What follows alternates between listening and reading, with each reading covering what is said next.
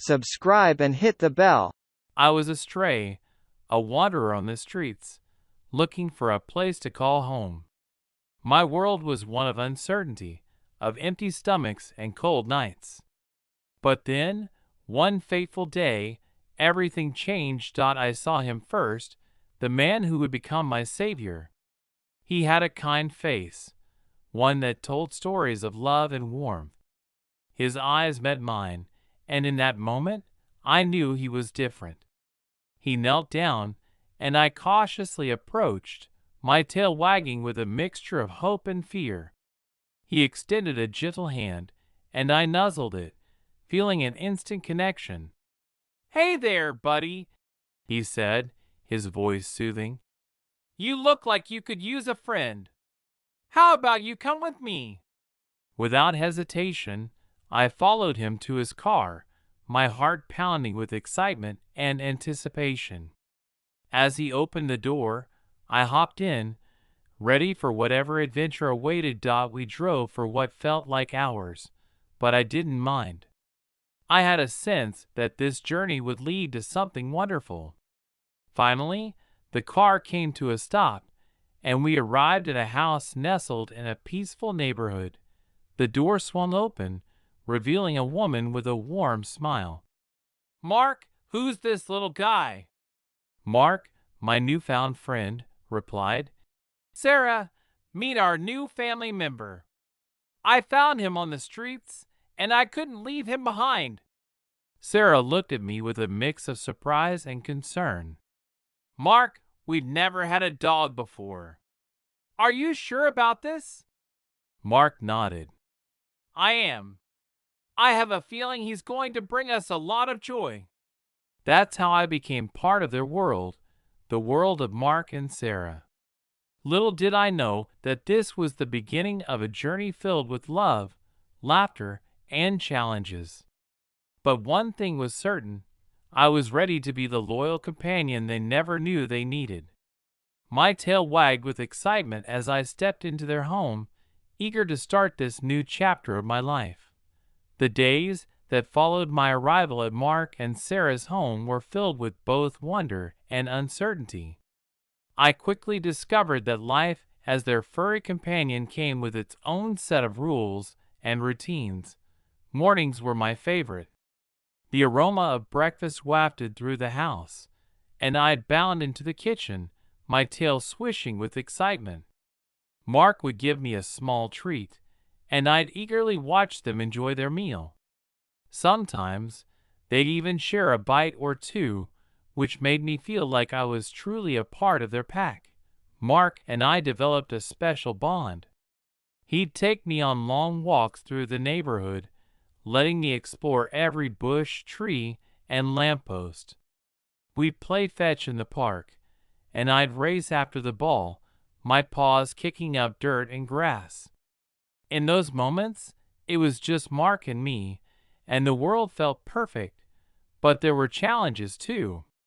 Sarah remained distant, often giving me worried looks. I could sense her discomfort around me, and it made me uneasy. I wanted so much for her to see that I meant no harm, that I just wanted to be a part of their lives. I'd try to snuggle up to her on the couch or rest my head on her lap, but she'd often pull away. The house had rules, ones I was still learning. There were places I wasn't allowed to go, like the dining room or the bedroom. And there was that strange contraption in the corner, the vacuum cleaner, that roared to life and sent me running for cover every time. But even in those moments of uncertainty and confusion, I couldn't help but feel grateful. Mark and Sarah had given me a second chance at life, a life filled with love and warmth. I was determined to win over Sarah's heart and prove that I could be a loyal and loving companion to both of them. As the days turned into weeks, I embarked on a journey of growth and discovery. Each day brought new adventures, new challenges, and the unwavering hope that one day I'd be an inseparable part of their lives. Time flowed steadily in our little household, and with each passing day, the bonds between Mark, Sarah, and me grew stronger. I was determined to melt the ice around Sarah's heart, to show her the love and loyalty I had to offer. I observed her closely, learning her routines and habits. I knew she liked to read in the cozy corner of the living room, so I started curling up at her feet during her quiet moments.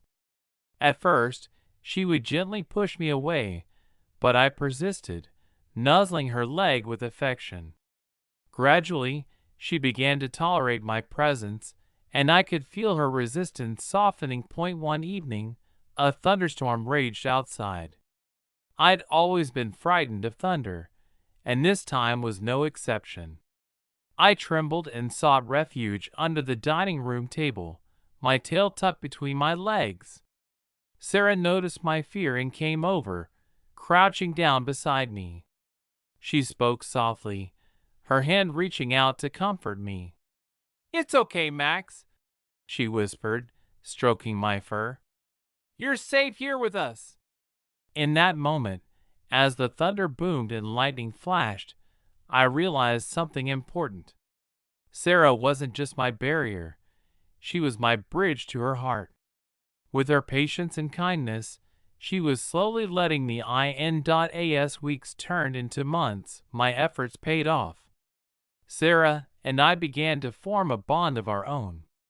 She started talking to me, sharing stories from her day, and even letting me sleep at the foot of her bed at night. The warmth of her presence was a comfort I cherished. Our little family was becoming complete. Mark, Sarah, and I spent weekends at the park, laughing and running together. Even though there were occasional challenges, like when I dug up the flower bed or stole a sandwich from the kitchen counter, our shared moments of joy far outweighed any mishaps. Life had transformed from uncertain streets to a place of love, acceptance, and belonging. As I lay beside Sarah on the couch one evening, her hand resting on my head, I knew I had found my forever home. Our hearts had connected, and the future held the promise of more adventures, more love, and more cherished moments together. Thank you so much for listening to this story, guys. Check out our other videos.